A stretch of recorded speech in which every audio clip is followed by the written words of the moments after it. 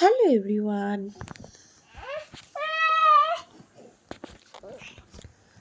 আমার হ্যালো এভরিওয়ানের চক্করে আমার মেয়ে উঠে গিয়েছে। By the way, hello everyone, কালকে সৈকত স্যার যাবে গোয়া। ভীষণ আনন্দ, ব্যাক প্যাক করছে। আর আমি এখানে দুটোকে ঘুম পাড়াচ্ছি।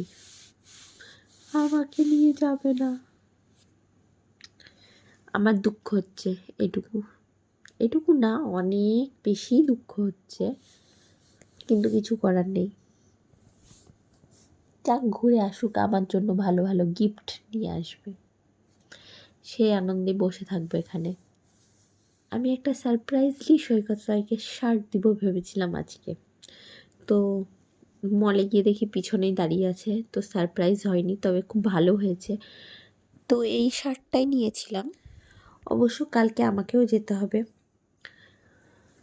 আমি আর সৈকত একই রুটে যাব, কিন্তু গন্তব্যস্থল পুরোপুরি আলাদা। আমি যাব ডক্টরের কাছে, আর সৈকত যাবে গোয়া। গোয়া যাবে না, বহরমপুর স্টেশন।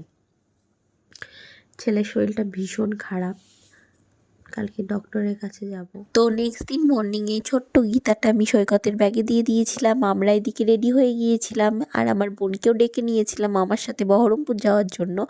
আর ছেলেটার মুখে দেখো আলাদাই স্মাইল, বেড়াতে যাচ্ছে বলে কথা।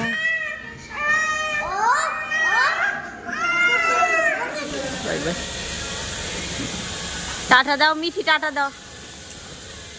তারপর ওইদিকে আমাদের গাড়ি চলে এসেছিল, সেই জন্য সৈকতের আগেই বেরিয়ে যেতে হয়েছিল আমাদেরকে।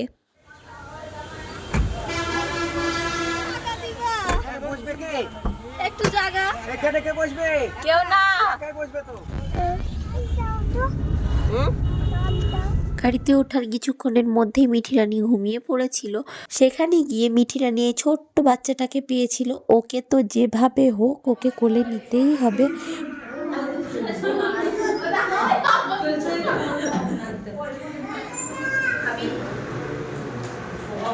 ডক্টর দেখানো কমপ্লিট করে আমরা চলে গিয়েছিলাম মোহন মলে।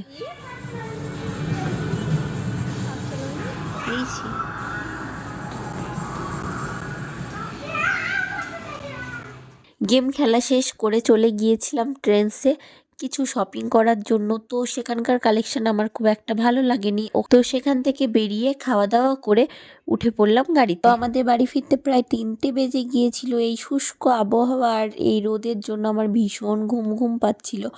আজকের জন্য ভিডিওটা এখানেই শেষ করলাম। দেখাবে নেক্সট আরও একটা ব্লগে।